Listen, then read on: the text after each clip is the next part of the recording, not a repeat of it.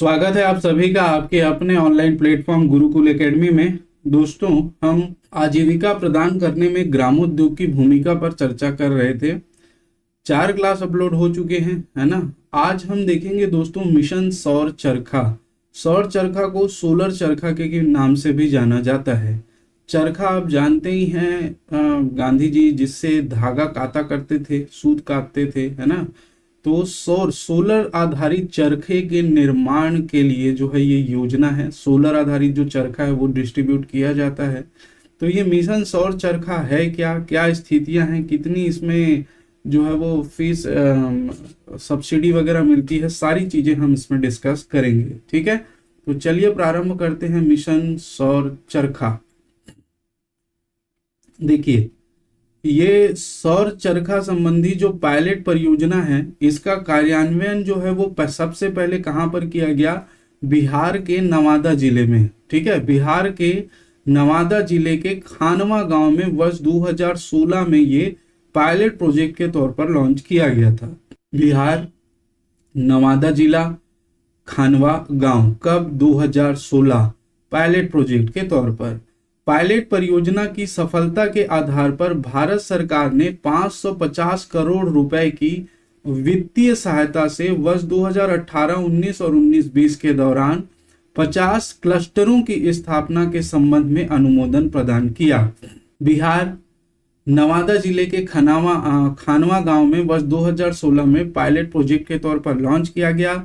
उसके सफलता के बाद 550 करोड़ रुपए की वित्तीय सहायता से भारत सरकार ने 18-19 और 19-20 के दौरान 50 क्लस्टर स्थापित करने के संबंध में जो है अनुमोदन दिया। क्लस्टर वो होता है दोस्तों, एक गांवों का समूह, आप समझ लीजिए। कुछ गांवों को मिलाकर एक क्लस्टर की स्थापना की जाती है। आगे हम उसके बारे में देखेंगे। ठीक है, नेक्स्ट देखिए, उपरोक्त 50 अनुमोदित क्लस्टरों के माध्यम से लगभग 1 लाख व्यक्तियों को प्रत्यक्ष रोजगार उपलब्ध कराना इस योजना का मुख्य उद्देश्य था।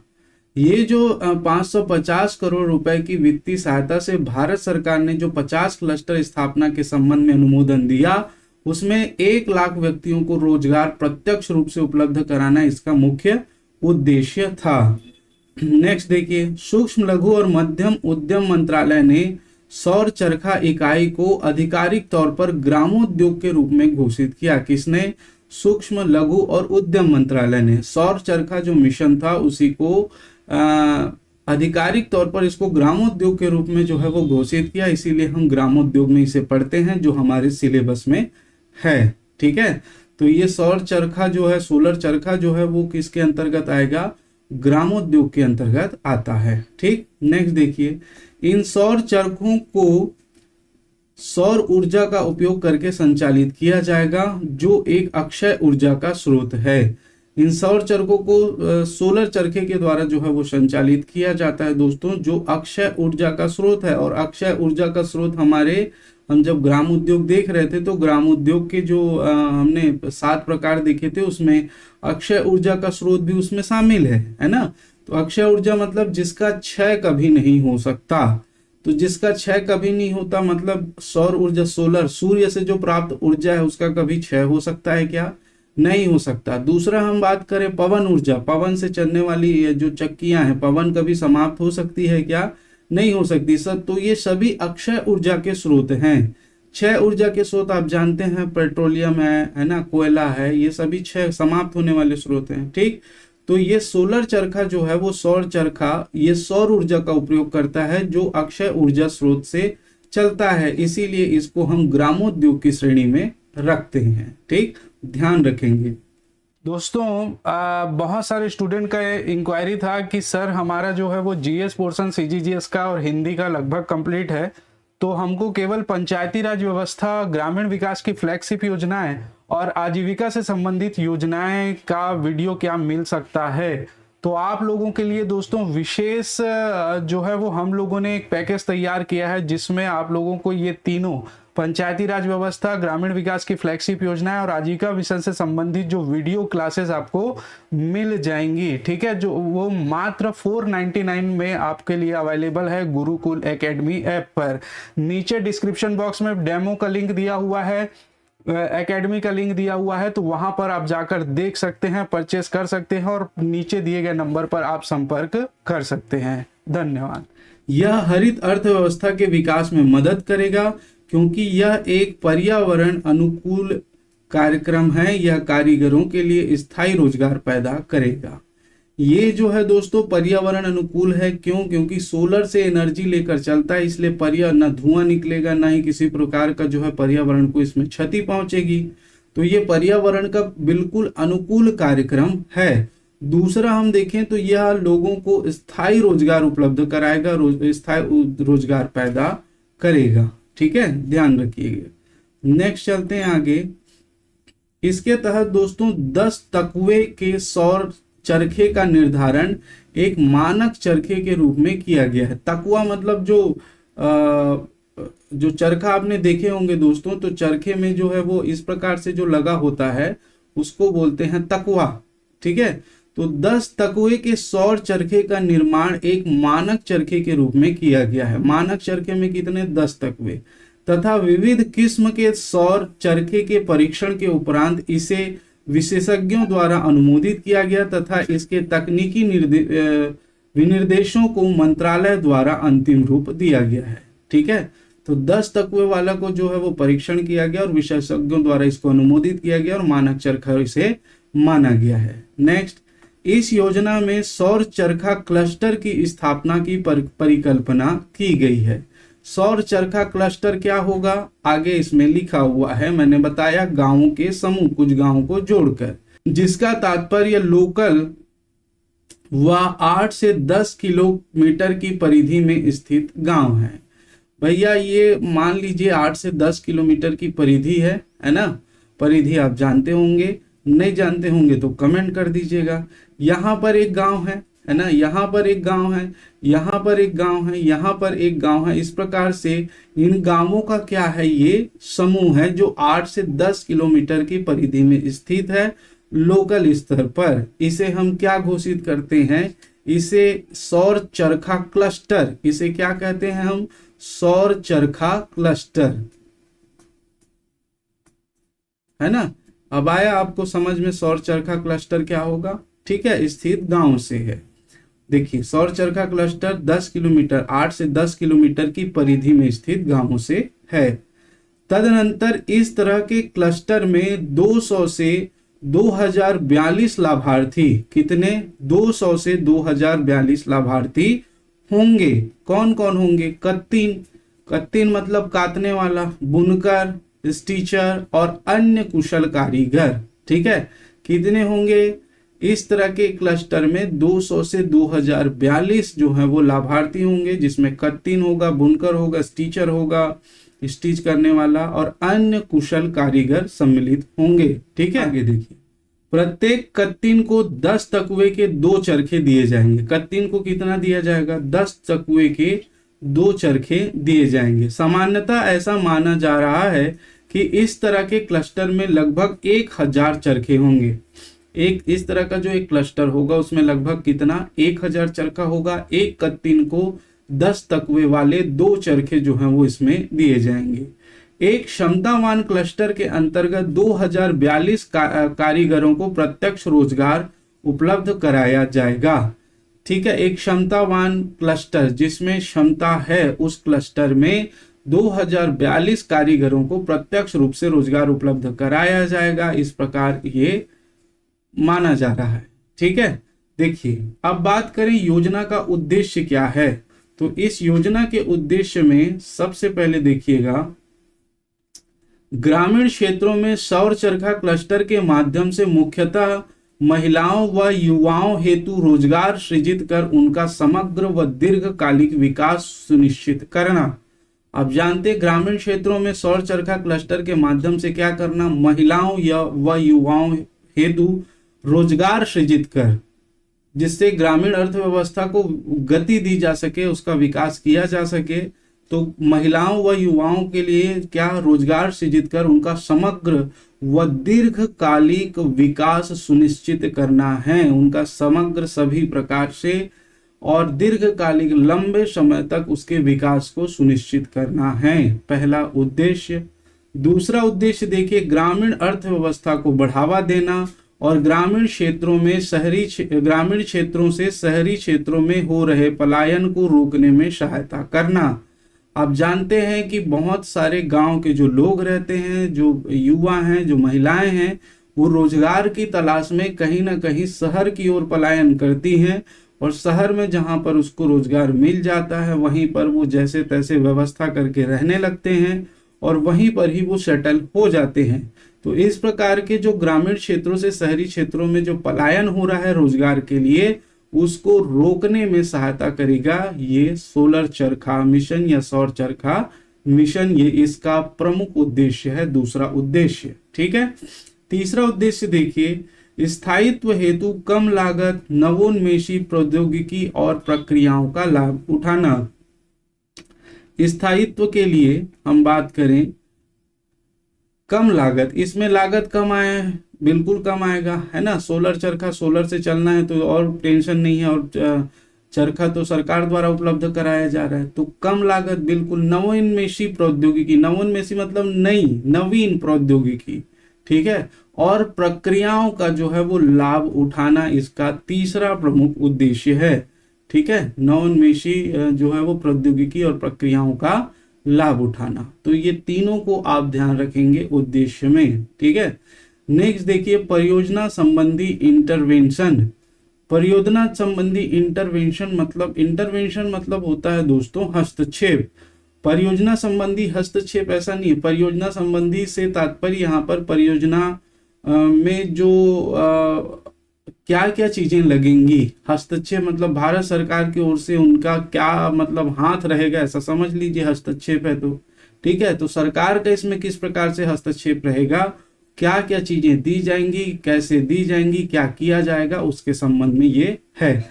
तो परियोजना संबंधी इंटरवेंशन में देखिए शामिल होंगे, पहला, सौर चरखा के एक क्लस्टर में अधिकतम 9.599 करोड़ रुपए की धनराशि शामिल होगी।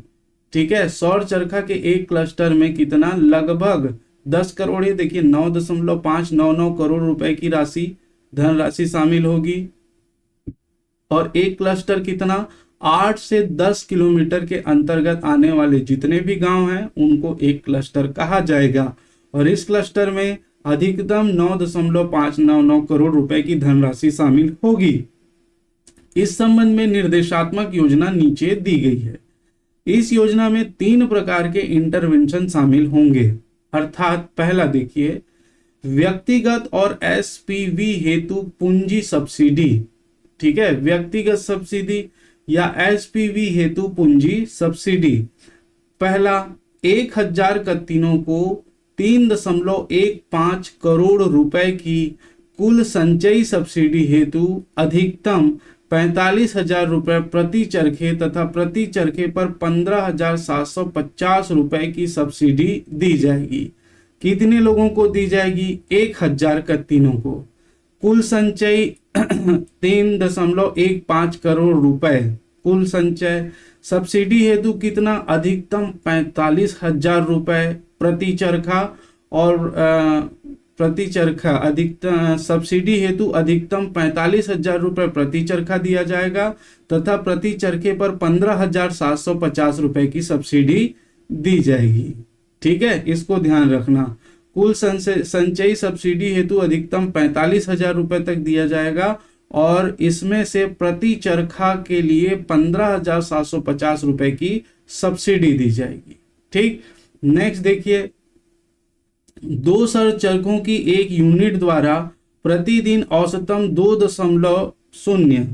2.0 किलोग्राम यार्न का उत्पादन किया जाएगा। यार्न का अर्थ होता है धागा। यार्न का क्या अर्थ होता है, धागा। तो 2 सौर चरखों की एक यूनिट द्वारा प्रतिदिन कितना, 2 किलोग्राम यार्न, 2 किलोग्राम धागा का उत्पादन किया जाएगा। परिणाम स्वरूप प्रति 2000 चरखे से 2 टन का यार्न उत्पादन होगा। ठीक है, तो जाहिर सी बात है 2000 चरखे से कितना, 2 टन कितना होगा, 2 टन हो जाएगा भाई। 200 चरखों से 2 किलोग्राम, तो 2000 चरखों से 2 टन यार्न मतलब धागा का उत्पादन होगा। इस प्रकार यार्न को फैब्रिक में परिवर्तित करने हेतु अधिकतम यहाँ पर 1,10,000 रुपए प्रति करघे की दर से 500 सौर करघे तथा 35% की दर से प्रति करघे पर 38,500 रुपए की सब्सिडी व 500 बुनकरों हेतु कुल 1.83 करोड़ रुपए की सब्सिडी दी जाएगी। देखिए, करघा आप जानते हैं, बचपन से हम लोग पढ़े हैं, है ना। करघा आप नहीं जानते होंगे तो बताइएगा। ठीक, तो यहाँ पर जो यार्न होगा उस यार्न से फैब्रिक में परिवर्तन करना पड़ेगा। अब फैब्रिक में परिवर्तन करने के लिए अधिकतम 1,10,000 रुपए प्रति करघे की दर से 500 सौर करघे, ठीक है, कितने की दर से, 1,10,000 रुपए प्रति करघे की दर से 500 सौर करघे तथा 35% की दर से प्रति करघे पर 38,500 रुपए की सब्सिडी दी जाएगी।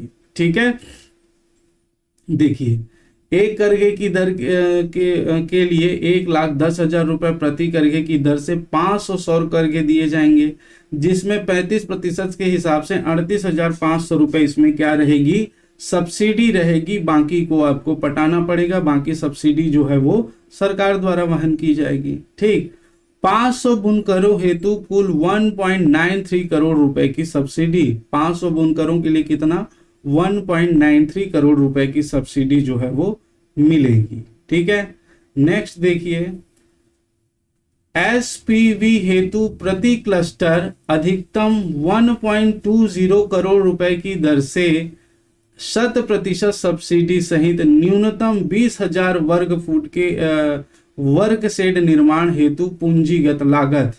ठीक है, यहां पर आपको जो इस योजना के तहत मिलेगा वो एसपीवी हेतु प्रति क्लस्टर अधिकतम कितना, 1.20 करोड़ रुपए की दर से 100% सब्सिडी मिलेगा सहित न्यूनतम 20,000 वर्ग फुट के वर्ग सेट निर्माण हेतु पूंजीगत लागत भी मिलेगी। ठीक है, प्रति क्लस्टर अधिकतम 20,000 वर्ग फुट के लिए वर्ग सेट निर्माण हेतु पूंजीगत लागत के रूप में आपको मिलेगा 1.20 करोड़ की दर से। और ये पूरी तरह क्या रहेगा, 100% जो है वो सब्सिडी रहेगी। ठीक है, 20,000 वर्ग फुट में वर्ग शेड का निर्माण करने हेतु, ठीक है, पूंजीगत लागत जो है वो दी जाएगी प्रति क्लस्टर। ठीक, नेक्स्ट, एसपीवी हेतु प्रति क्लस्टर अधिकतम 0.40 करोड़ रुपए की दर से 100% सब्सिडी सहित 50 किलोवाट क्षमता के सोलर ग्रिड हेतु पूंजीगत लागत। ठीक है, इसमें जो है वो एसपीवी हेतु प्रति क्लस्टर अधिकतम 0.40 करोड़ रुपए की दर से 100% सब्सिडी सहित 50 किलोवाट क्षमता के सोलर ग्रिड हेतु पूंजीगत लागत जो है वो आपको मिलेगी। ठीक है, पूंजीगत लागत आपको मिलेगी, ध्यान रखेंगे, अधिकतम कितना, 0.40 करोड़ की दर से। ठीक, क्लियर है। चलिए, अच्छा, चलिए, ये बार बार एक शब्द आ रहा है एसपीवी। ठीक है, मेरे ख्याल से इससे आप परिचित होंगे। एक प्रकार का उपकरण है, सोलर फोटोवोल्टिक। ठीक है, क्या कहते हैं इसको, सोलर फोटोवोल्टिक एक प्रकार का उपकरण होता है दोस्तों। सोलर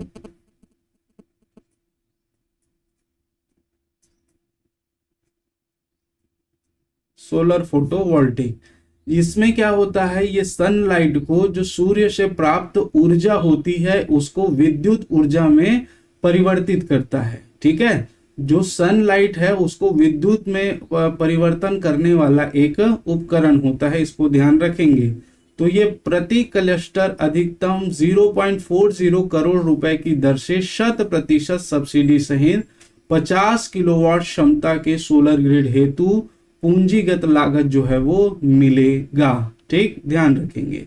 एसपीवी मेरे ख्याल से समझ गए होंगे। इकाई के स्थायित्व व उसकी आत्मनिर्भरता एवं मूल्य संवर्धन हेतु ट्विस्टिंग मशीन, डाइंग मशीन व स्टिचिंग मशीन कुल 500 की खरीद हेतु 35% की दर से एसपीवी हेतु एक बारगी पूंजीगत लागत सब्सिडी 0.75 करोड़ रुपए होगी। तो इसको देख लीजिएगा, मूल्य जो है वो कभी कभार पूछ लिया जाता है, तो इसको आप बारीकी से देख लेंगे। इस प्रकार से जो है वो इंटरवेंशन दिया जाएगा परियोजना के लिए। ठीक है। नेक्स्ट, कार्यशील पूंजी हेतु ब्याज सहायता। अब इसके लिए ब्याज सहायता भी उपलब्ध कराया जाएगा। बैंक या वित्तीय संस्थाओं द्वारा 6 माह हेतु प्रभावित की जा रही ब्याज दर पर विचार किए बगैर कार्यशील पूंजी पर 8% ब्याज सहायता देने का प्रस्ताव रखा गया है। जो भी कार्य के लिए जो पूंजी लगेगी उस पूंजी के लिए 8% की दर पर ब्याज सहायता देने का प्रस्ताव है। ठीक है, ध्यान रखेंगे। बैंक या वित्तीय संस्थानों द्वारा रोविंग की लागत, कत्तीनों और बुनकरों के पारिश्रमिक सहित 8% ब्याज सहायता की दर से 6 माह हेतु आवर्ती कार्यशील पूंजी 1.584 करोड़ रुपए होगी। ठीक है, कितनी होगी? 1.584 करोड़ रुपए होगी। आपको इतना याद नहीं रखना है, 8% ब्याज की सहायता मिलेगी बैंक और वित्तीय संस्थानों से। कार्यशील पूंजी हेतु ब्याज सहायता रहेगी, ये 6 माह हेतु प्रभावित की जाएगी।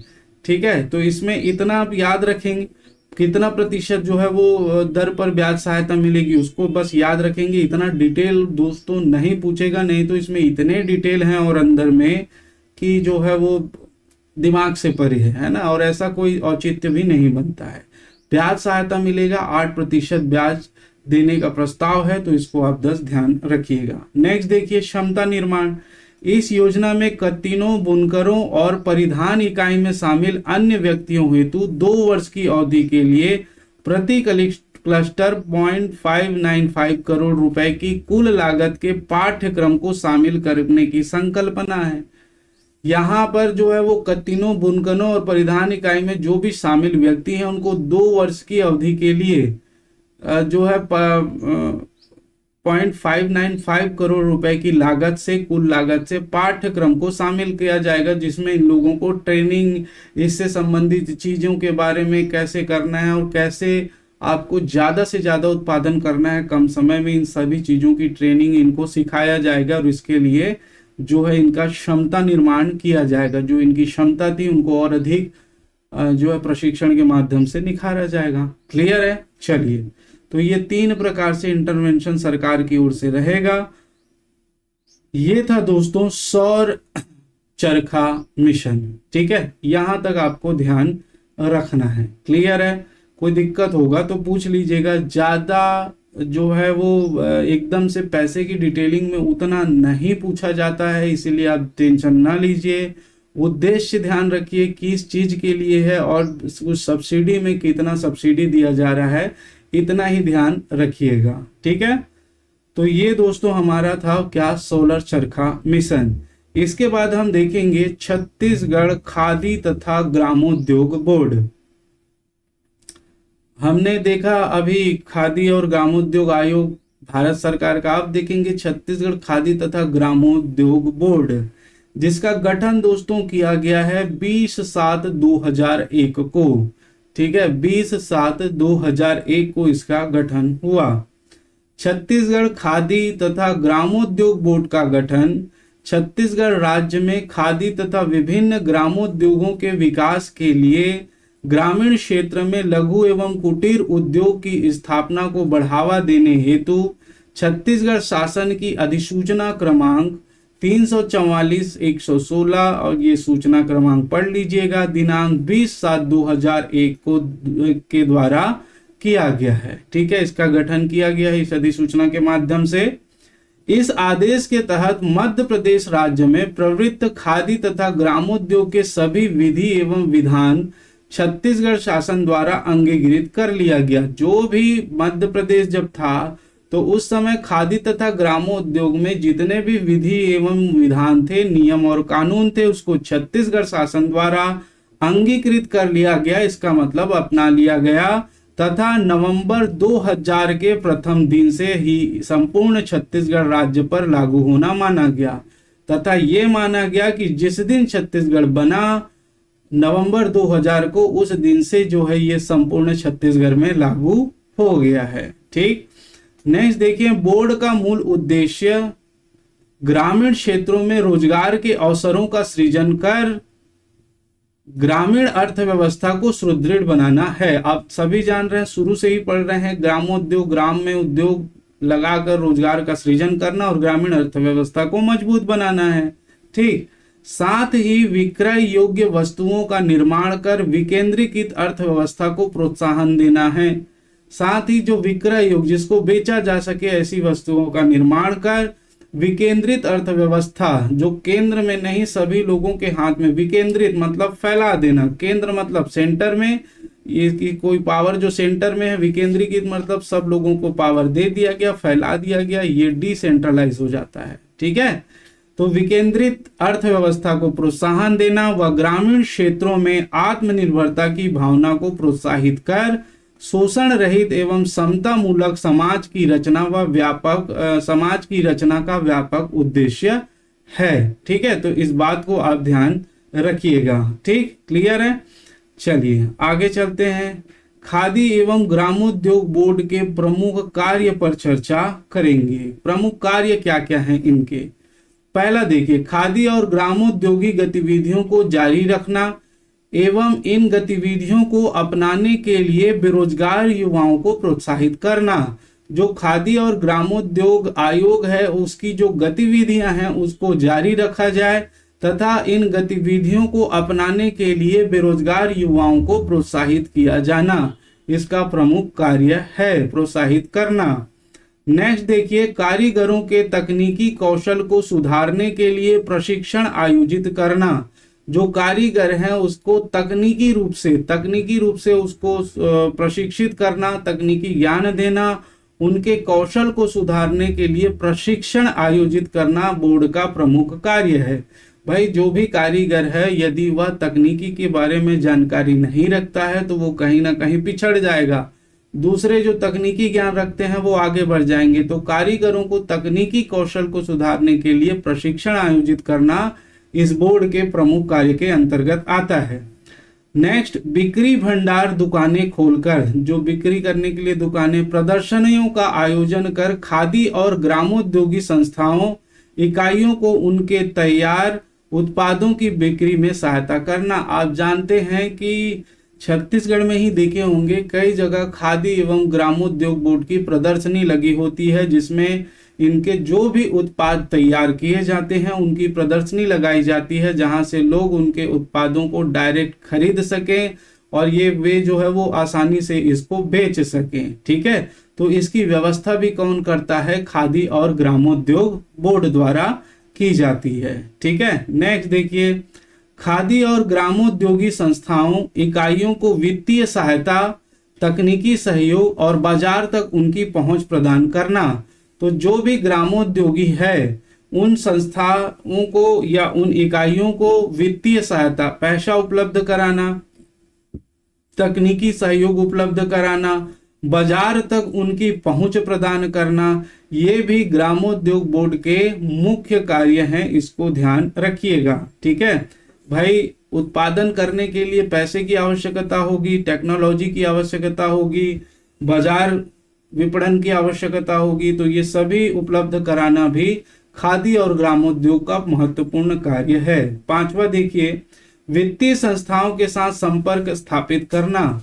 जो वित्तीय संस्थान हैं जो किसी प्रकार से इनकी मदद कर सकते हैं, जो इनके प्रोडक्ट को खरीद सकते हैं या जिस भी प्रकार से मदद कर सकते हैं, उनके साथ संपर्क स्थापित कर इनको सहायता प्रदान करवाना। ठीक है, नेक्स्ट, खादी और ग्रामोद्योगी उत्पादों के संरक्षण के लाभों से लोगों को अवगत कराना। जो खादी और ग्रामोद्योगी उत्पाद हैं उनके संरक्षण के लाभों से, ठीक है, उत्पादों के संरक्षण जो है उनके लाभों से जो है वो लोगों को अवगत कराना। नेक्स्ट, औजार उपकरण और कच्चे माल की व्यवस्था करना।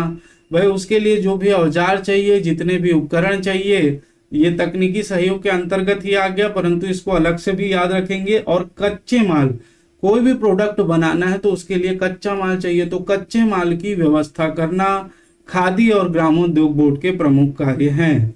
नेक्स्ट देखिए, खादी और ग्रामोद्योग क्षेत्र में सहकारिता को बढ़ावा देना। बिल्कुल सही बात है और ये होना भी चाहिए। सहकारिता से ही विकास संभव हो पाएगा, इसीलिए खादी और ग्रामोद्योग क्षेत्र में सहकारिता को बढ़ावा देना इसके प्रमुख कार्य हैं।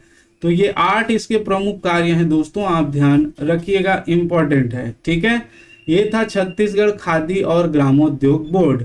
इसके बाद देखें दोस्तों, इसके अंतर्गत हम देखेंगे पंडित दीनदयाल उपाध्याय ग्रामोद्योग शिल्प केंद्र, जिसको बांस शिल्प केंद्र भी कहा जाता है, बांस शिल्प केंद्र। ठीक है, ग्रामोद्योग बांस शिल्प केंद्र जगदलपुर में संचालित है। कहाँ संचालित है? ये जगदलपुर में संचालित है। पंडित दीनदयाल उपाध्याय ग्रामोद्योग शिल्प केंद्र, जिसको बांस शिल्प केंद्र भी कहते हैं, जगदलपुर में संचालित है, जहां बांस के कलात्मक वस्तुओं का उत्पादन एवं शासकीय तथा फुटकर विक्रय किया जाता है।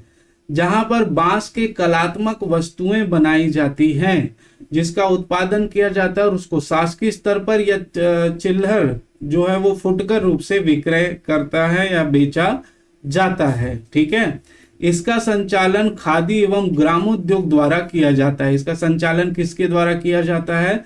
खादी एवं ग्रामोद्योग द्वारा किया जाता है। इसके द्वारा महिलाओं को रोजगार के अवसर उपलब्ध करवाए जा रहे हैं। महिला ही करेंगी ऐसा नहीं है दोस्तों, पुरुष भी करते हैं, परंतु महिलाओं को विशेष तौर पर रोजगार के अवसर उपलब्ध कराए जा रहे हैं। आप जानते हैं कि बांस से विभिन्न चीजें बनाई जाती है। आप हम छत्तीसगढ़ के जो ट्राइब्स हैं, छत्तीसगढ़ के जो आदिवासी हैं, वो बांस से कलात्मक वस्तुएं बनाने में दक्ष होते हैं और उन्हीं का शासकीय स्तर पर विक्रय किया जाता है। ये देख रहे हैं, ये सभी बांस से बने प्रोडक्ट हैं। ये सभी दोस्तों बांस से बने प्रोडक्ट हैं, है ना। ये आपने देखा होगा और इसकी प्रदर्शनी भी लगती है। जब ग्रामोद्योग बोर्ड की प्रदर्शनी लगती है तो ये इस प्रकार से बांस से विभिन्न प्रकार की कलाकृति, कुर्सी से लेकर मोबाइल हैंगर से लेकर बहुत सारी चीजें इन लोग बनाते हैं। सजावटी सामान बनाते हैं, कप बनाते हैं, बहुत सारी चीजें बनाते हैं और इन्हीं को ही बेचा जाता है। तो इसके अंतर्गत हम बांस शिल्प केंद्र में ध्यान रखेगा, ये खादी एवं ग्रामोद्योग द्वारा संचालित की जाती है। जगदलपुर में इसका केंद्र है, परंतु आजकल सरगुजा जिले में, सरगुजा में और रायगढ़ में बहुत सारी जगहों पर इससे बांस शिल्प जो है, जो कलाकारी वो की जा रही है और इससे जो है वो मुनाफा कमाया जा रहा है। ठीक है, तो इसको याद रखेंगे, बांस शिल्प केंद्र। अब देखिए दोस्तों, खादी एवं ग्रामोद्योग विक्रय भंडार, ये क्या है? तो बोर्ड के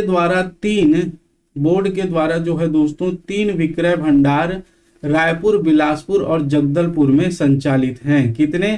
3 विक्रय भंडार। ठीक है, बेचने के लिए जो भंडार है, विक्रय करने के भंडार रायपुर, बिलासपुर और जगदलपुर में संचालित है, जहां से इसका विक्रय किया जाता है। जहां ग्रामोद्योग उत्पादित सामग्रियों और वस्त्रों का शासकीय एवं फुटकर विक्रय किया जाता है, अभी मैंने बताया। ठीक है, तो 3 जगह पर है खादी तथा ग्रामोद्योग विक्रय भंडार, जहां पर ग्रामोद्योग में इस प्रकार की जो चीजें तैयार होती है ग्रामोद्योग से, उसका विक्रय करने के लिए भंडारण रायपुर, बिलासपुर और जगदलपुर में संचालित है। जहां से जो भी सामग्री तैयार होती है, जो भी वस्त्र तैयार होता है, उसको शासकीय एवं फुटकर विक्रय किया जाता है। ठीक है, रायपुर, बिलासपुर, जगदलपुर याद कर लेंगे। ठीक, नेक्स्ट देखिए, उत्पादन केंद्र। तो छत्तीसगढ़ खादी तथा ग्रामोद्योग बोर्ड अंतर्गत 9 उत्पादन केंद्र है। 9 उत्पादन केंद्र मतलब जहां से इसका उत्पादन किया जाता है। 9 उत्पादन केंद्र है, जहां कत्तिनों द्वारा चरखे से धागा का निर्माण किया जाता है। कत्तिनों द्वारा चरखे से, चरखे हमने अभी बात की थी, उससे धागा का निर्माण किया जाता है। एवं बुनकरों द्वारा खादी वस्त्रों का निर्माण किया जाता है। बुनकर जो है वो खादी के वस्त्र बनाते हैं, जिसके लिए खादी और ग्रामोद्योग आयोग द्वारा निर्धारित दर पर श्रमिकाई का भुगतान किया जाता है। जिसके लिए खादी और ग्रामोद्योग श्रमिक जो पारिश्रमिक होता है उसका भुगतान करते हैं, जो भी निर्धारित होता है गवर्नमेंट के हिसाब से। इसके 9 उत्पादन केंद्र हैं दोस्तों, जो निम्नानुसार हैं, ध्यान रखेंगे। पहला है विशेष कार्यक्रम खादी तिफरा बिलासपुर, ठीक है, विशेष कार्यक्रम खादी तिफरा बिलासपुर। दूसरा है खादी उत्पादन केंद्र कुंवरगढ़, ठीक है, खादी उत्पादन केंद्र कुंवरगढ़। तीसरा है खादी उत्पादन केंद्र सारागांव, ठीक। चौथा है खादी उत्पादन केंद्र गरियाबंद। पांचवा है खादी उत्पादन केंद्र मैनपुर। छठवा है खादी उत्पादन केंद्र भगत देवरी। सातवां है खादी उत्पादन केंद्र देवरबीजा। आठवां है खादी उत्पादन केंद्र डिमरापाल। और 9वां है रेशम खादी उत्पादन केंद्र हरदी बाजार। तो ये 9 जो है वो खादी उत्पादन केंद्र हैं, विशेष रूप से इसका ध्यान रखिएगा, ठीक है। खादी उत्पादन केंद्र हैं जहां पर खादी का उत्पादन किया जाता है, ठीक। और निर्धारित दर पर सरकार द्वारा इसकी श्रम इकाई भी दी जाती है, ठीक। तो ये था दोस्तों, आज हमने छत्तीसगढ़ ग्रामोद्योग बोर्ड और सोलर चरखा मिशन के संबंध में बहुत सारी चीजों पर चर्चाएं की थी। अभी और इसका पार्ट आएगा, है ना, इसमें जो है वो बहुत सारी चीजें बती हुई है हाथ करघा से संबंधित, तो उन चीजों पर हम नेक्स्ट क्लास में डिस्कस करेंगे, ठीक। मेरे ख्याल से समझ में आया है। एक विशेष बात ध्यान रखेंगे, जो हमारी जो है दोस्तों वो कोशिश ये है कि सभी चीजें आपको प्रोवाइड करवा दी जाए, परंतु उनमें से सब के सब को रटना पढ़ना आवश्यक नहीं है। इसीलिए आप क्लास के दौरान जो भी चीजें कहा जाता है कि इसमें ज्यादा ध्यान देना है, इसको छोड़ देना है, तो उन चीजों पर आप जो है विशेष फोकस कीजिएगा, ठीक है। तो आज की क्लास मेरे ख्याल से आपको समझ में आई होगी और ये पीडीएफ आपको मिल जाएगा, है ना। तो आज की कक्षा यही समाप्त करते हैं। नेक्स्ट पार्ट में इसमें जो भी संबंधित चीजें बची हुई है उन सभी पर चर्चा करेंगे। तो आज के लिए इतना ही। आप सभी का बहुत बहुत धन्यवाद। जय हिंद।